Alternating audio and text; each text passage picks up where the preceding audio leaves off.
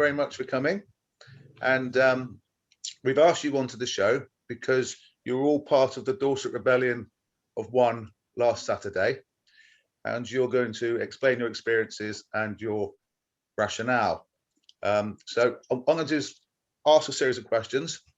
I'm going to start off with you, Matt. If you could just tell us what your rationale was for being part of the protest last weekend. Sure. I've been aware of the climate crisis for 45 years and was involved over those years in various forms of trying to respond to it, including in my professional life as a building designer, trying to encourage clients to build environmentally responsible buildings. But we've got to a point where the urgency for change is so great that we can't go on relying on conventional forms of campaigning because they have failed over 45 years. And so we have to move towards more radical, more challenging ways of encouraging the government to do what they say they are in favour of doing, which is to actually address the problem. The public in favour of it. A lot of businesses are there. We worked with people like B&Q who are surprisingly environmentally aware, but government consistently have talked green, but absolutely failed to deliver. Thank you. Ben, have you got anything you'd like to add to Matt in terms of your rationale? Yeah, I mean, like Matt, I've been writing to MPs and various things, but I'm also a geologist and I've read the science, I've read the IPC reports, and it just struck me the devastating position that we're in and the likelihood of losing other coral reefs, of famines and severe weather, and basically it terrifies me. And there doesn't seem to be the change we need. There isn't that kind of urgent emergency response. So I guess it is just kind of expressing that help, we need to do something. What do you think was so special about you as individuals that you were prepared to do what you did, which obviously we'll come on to in a moment? You know, were you nervous about it a lot beforehand, and did you have to talk to people close to you in terms of making the decision, or was it just a fairly straightforward decision for you? Matt? Yeah, it was. Oh, sorry, Michael, go for it. Yeah, I mean, I think it was. There's a lot of preparation. You know, Extinction Rebellion is very well organised, and we had a lot of support both nationally and regionally to make this happen. And you know, a lot went on behind the scenes. But the days before, we were just talking about this, that you know, we got really nervous. You know, our sleep was being interrupted. You know, I was, you know, thinking, you just, you know, wake up in the middle of the night thinking about it. What's going to happen? How's it going to go? And it was really quite nervous. And the build up to it on the day, you know, trying to find a quiet place to prepare your head, and feeling really nervous. But then as soon as I sat down, I felt very, very calm. And I think Emma was saying she felt the same. And it's like, yeah, it felt exactly the right thing to do. This was really a really well thought out action. And yeah, it really had an impact. So yeah. Brilliant, thank you. If we come on to the second question now, and we start with you, Emma, and we'll work our way around. But if you can just tell us, you know, firstly what you did, and then express the experiences that you had leading up to, during, and obviously in some of your cases, were you all arrested? No. So where some of you were arrested, if you can just take us through that experience as well. So you'd like to kick off, Emma? Emma, can you kick us off on that? Yeah, sure. So I was sitting in Weymouth at a major junction in King Street, It was all coordinated at 11 o'clock. I had like a sandwich board, a placard that said, "I'm terrified because my nieces face starvation and violence because of the climate crisis." And I walked into the road. I was actually on a crossing, pressed the button, lights went red, walked out in front of the cars that were waiting and just sat down, and very calmly on my own. And I think that's the strength of this action. It was a very sacrificial action. Obviously, we were quite vulnerable. We were putting ourselves at risk. But the strength in that was that ordinary people now are taking action. Our government have shown that they're failing in action. Our media aren't telling the truth. So it's left to ordinary people. So yeah, I sat, the police were called instantly. There was quite a lot of anger from motorists. It caused a lot of disruption in that junction, which is why we chose that location. Like, we're sorry for disrupting ordinary people's lives, but what we're actually trying to do is protect people in the future by doing this. I was arrested. I was taken to Weymouth Police Station and charged with willful obstruction of the highway. So I'll be going to court to answer to that charge in the next few weeks. Okay, thank you, Emma. Can you take us through your experiences in Christchurch, Matt? Yeah, well, it was interesting. I wasn't arrested. I sat and I felt safe, though cars were actually at one point going both sides of me because our picking of the location wasn't ideal. But I didn't feel at risk during that. And then a policewoman came over, WPC came over and started talking to me, and she actually stopped the traffic. So she did the job that I was supposed to be doing, because I wasn't actually effectively blocking the road, but she did very effectively. And then she talked to me for 20 minutes before I got up, and persuaded me that I should get up. And the reason for that is that she required at least one other officer to help her in the arrest. And there wasn't an officer available to do it. There were community support officers, 4 or 5 of them, who were managing the traffic. But it was quite a weird situation, really.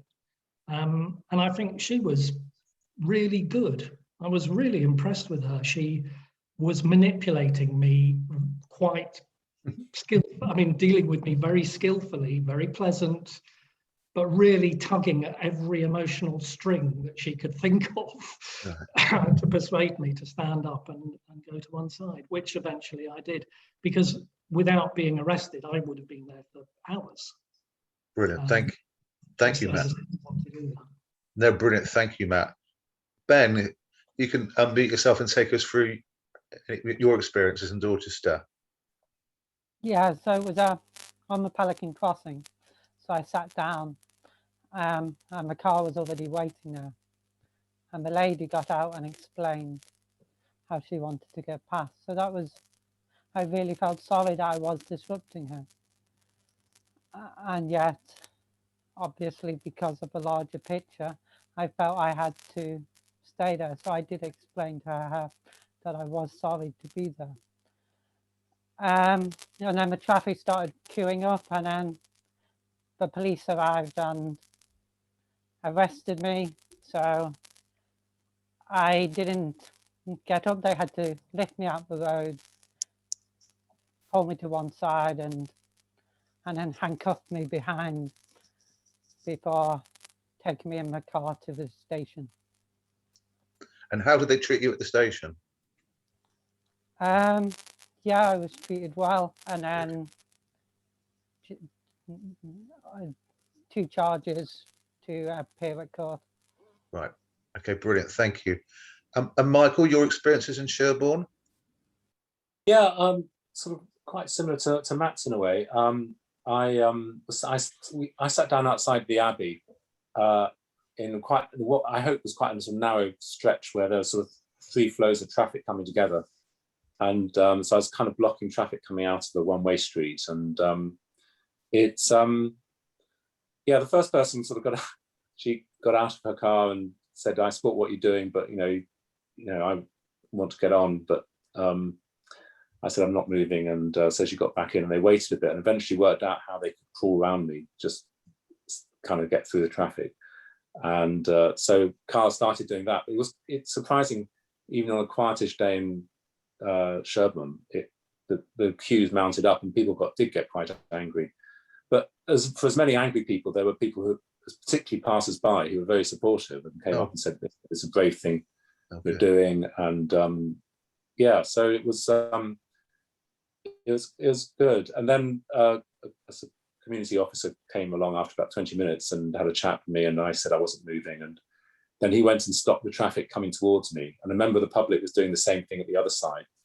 So I ended up sitting in a very sort of quiet road where I was having chats with people who were coming by with pedestrians, but the traffic was more or less flowing around me. And I was just getting up to go, and then the police car showed up and challenged me more assertively. And I decided to say I wasn't moving. And so they very quickly arrested me and drove me down to Weymouth, which was quite a long drive, during which I had a very nice chat with the officers and enlightened them about climate change a lot, which they found quite interesting, and the joys of European train travel rather than flying.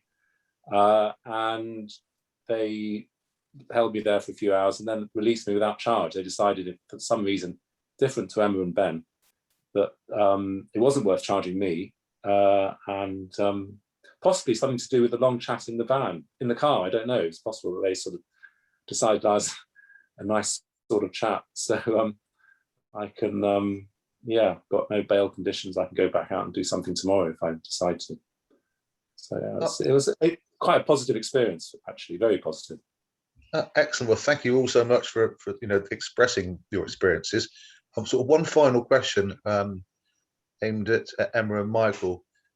And obviously, chip in, please, Ben and Matt, if you need to. But just overall, what do you hope that this is achieved on behalf of Extinction Rebellion, but on behalf of the planet? I think you want to go first, Emma, or? No, go ahead, Michael. I think what I felt, this is the first big action we've done since lockdown started to ease, and I think it's showing that XR is beginning to show that we are still here and we are still active and sort of building momentum for the rest of the year. It's a very important year with the G7 in June and then COP26 in November, and it's sort of setting out that we are actively organising for that now and what we're going to be doing. And I think the impact was, as I said, is good. It was, sorry, the phone's going. I hope it's not too intrusive. No, no problem. It's, there's been a lot of reaction on social media. The Sherborne Facebook page has been very interesting, lots of positive comments there, I think more than the negative ones. There's been an article on the Yeovil, the Somerset website, which shows a bit more negative, lots of negative comments below it, but it's a good piece of writing, but they attracted more negative comments. But it starts a dialogue. It's creating a space where we can have, members of the public are thinking about this issue. They're aware that climate change, more aware of it, and I think that's the aim. It created a space in Sherborne on Saturday morning. Some kids came up and started talking to me. I mean, they were quite sort of sharp in a way, some of them, but there were also some of them who were more quiet, were a bit more supportive, and it was a space for people to think, really. Yeah, brilliant, excellent, thank you. Emma?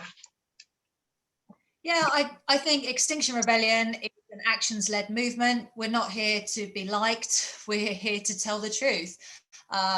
In a failing government that are just full of cheap words and empty promises, backed up by media and news sources that are driven by profit and hostility. So in the absence of truth through our government and media, that's what we're here to do, to tell the truth about an emergency. And I think that's what we did. There were 5 of us in Dorset, but collectively over 200 across the UK.